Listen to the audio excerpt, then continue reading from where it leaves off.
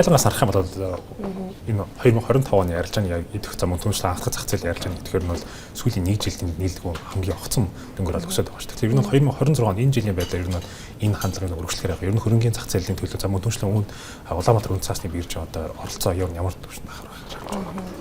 За хөрөнгөний зах зээл өөрөө сүүлийн жилүүдэд бол одоо хөгжиж байгаа зах зээлийн үнэлгээ бол 13.1-80-д хүрсэн. Дотоодын нийт бүтээгдэхүүний 16% бол хүрсэн байгаа. За зах зээлийн үнэлгээ нэмэгдэж байгаа ч гэсэн яг хүрэх чадвар бол буурсан үзүүлэлттэй бол гарсан. За тэгээ энэ нь өөрөө хөрөнгөний зах зээл дээр илүү гүнзгийрэл буюу нөө маркет дэвтэ нэмэгдүүлэх те зах зээлийн мэргэжлийн оролцогч нарыг нэмэгдүүлэх, компаниуд ил тод засаглалтаа үйл ажиллагаа явуулах, за илүү олон нөө идэвхтэй арилжаалагчид нэмэгдэх шаардлагыг бол харуулж байгаа. За тэгэхээр яг энэ цаг мөчид болохоор Улаанбаатар үн цаасны биржийн хувьд гэх юм бол хувийн бирж гэдэг утгаараа энэ зах зээл дээр магадгүй одоо орхигдож байгаа орон зайг нөхөх чиглэлээр илүү хурдтай хүрэх чадвартайгаар одоо ажиллах бүрэн боломжтой гэж бид нэр харж байгаа.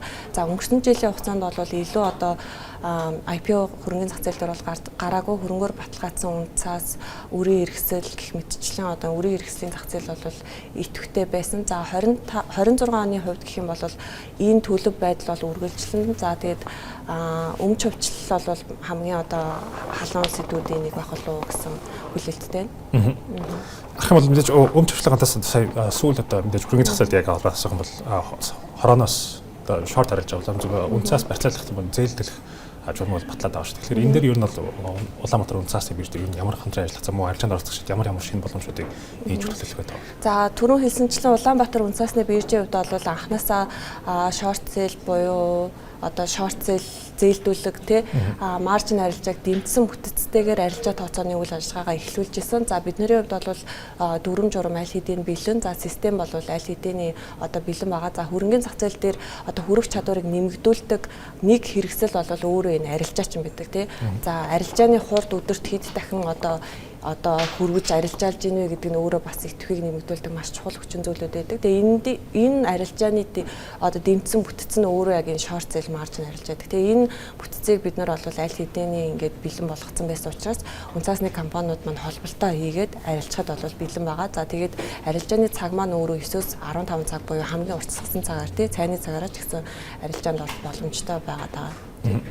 Тэгмэдэж энэ оны байдлаараас төрийн өмч компаниудын одоо нээлттэй болох юм бол асуудлын дэд байх хэрэгэлсэнчлээ нэлээд халаас болж байгаа шүү. Тэгэхээр энэ дэр юу ямар байр суурь. Юм энэ компаниуд нь юу нь бол нээлттэй зах зээл гаргах нь юу одоогийн байдлаар компаниудын зүгээс харах юм бол юу зах зээлдээ бэлдэж байгаа байр суурь зам компаниудын одоо яг бизнесийн одоо ингэж явж байгаа төвшин гэх юм уу тэр явцаас харах юм бол нээлттэй болоход юу нь бол бэлэн байгаа гэж харагдаж байна. За бэлэн байдлын тухай гэх юм бол бид нар тодорхой хэмжээний бэлтгэл ажлууд бол аль талаас хэрэгтэй байгаа даа. Эрэлт нийлүүлэлттэй өмнөх туршлагаа бид нар харах хэрэгтэй. За өнгөрсөн жилүүдэд бид нар өмч өвчлөлийн тухай маш их ярьж байсан. За анхны бид нар өмч өвчлөлийг бас аваад үзэх юм бол 1990-ад оны үед болж исэн. За тэгээ энэ дээр болохоор яг хаалттай хүрээнд хилцлүүд явагдсан.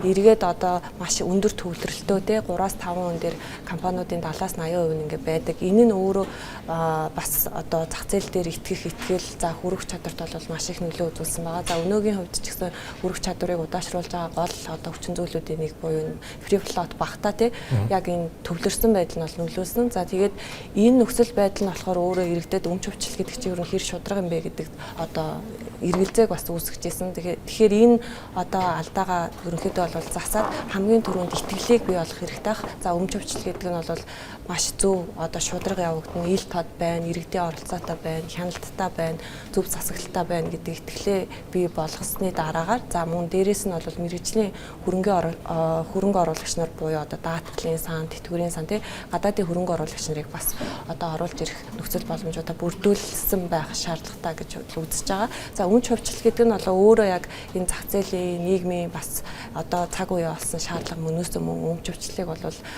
дэмжиж байгаа. За бид нэр эдийн засгаа энэ одоо өмч хувьчлалаар дамжуулаад эрүүлжүүлэх бүрэн боломжтой болно. За засаглал, компани ил тод байдал, олон нийтийн хяналттай мэргэжлийн оролцогч одоо тухайн салбартаа мэргэжсэн одоо стратегийн хөрөнгө оруулагч нар өөрөө энэ компаниудыг илүү тогтвортой, зөв засаглалтай, ашигт ажиллагаатай ажиллуулах бүрэн боломжтой. За харин эсрэгээрээ бид нэр энэ өмч өвчлөлийг одоо зөв зохион байгуулалттай хийж чадахгүй байгаа тохиолдолд хөрөнгөний зах зээлд эрсдэл учруулан тухайн компаниудын үйл ажиллагаанд мөн бас эрсдэл учруулах юм бас эрсдэлтэй байгаа даа. За тэгэхээр энэ өмч өвчлөлийн өмнөх үе шат те бас дундын одоо үе шат те дараагийн үе шат буюу одоо зөв засаглалтаа байх улс төрөөс бүрэн хараат бас байх. За тэгээд ил тод тайлагнах энэ одоо за зах зээл үүсгэгчтэй ажиллах ч гэдэг юм уу те одоо investor relation гэх мэт ажлуудаа бас ингээд олон жилийн одоо төлөвлөгөөтэйгээр бас ер нь бол хийх шаардлагатай гэж үзэж байгаа. Тэгээ энэ дээр мэдээж бид нар андеррайтерууд мэрэгжлийн оролцогч нарын зөвлөгөө за бас хувийн биржийн оролцоог хангаасаа гэдэг байр суурьтай байгаа.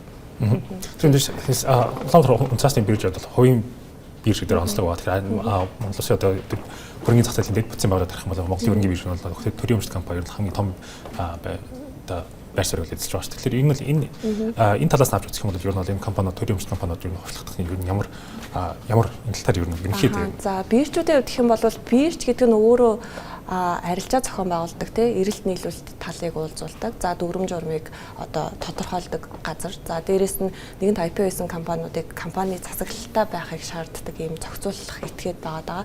Тэгэхээр энэ зохицуулах этгээд арилжааг зохион байгуулах энэ этгээд нь өөрөө одоо төрөөс хамааралгүй хувийн хвшил байснараа бид нар бол илүү одоо засаглалын хувьд ил тод шударга байхад илүү төлөхөц үзүүлнэ гэдэг ийм байр суурьтай байгаа. За дээрэс нь бас түрүүн хэлсэнчлэн хувийн хвшил гэдэг утгаараа бид нар илүү хөрвөх чадвартай, илүү технологийн шинжилгээтэй хурдан зохион байгуулна, арилжааны цаг урттэй яг хөрөнгө оруулагч нар болон мэрэгжлийн оролцогч нарт юу хэрэгтэй байна, үнцаас гаргагч нарт олон улсын чиг хандлага юу байна гэдгийг илүү ингээд хурдтайгаар бас хөвшүүлээд одоо нутагшуулж ажиллах бүрэн боломжтой учраас хувийн бирж бол илүү бас олон давуу талуудыг санал болгох бүрэн боломжтой. За тэгэд хамгийн чухал зүйл бол өмч өвчлөлтөөр итгэлийг бий болгох, зөв байх, ил тод шударга байх гэдэг одоо шалгуур заавал бид нөр эхлээд асуух хэрэгтэй. Тэгээ энэ тал дээр бол бас хувийн бирж илүү одоо ажиллах боломжтой юм болов уу гэж харж байгаа.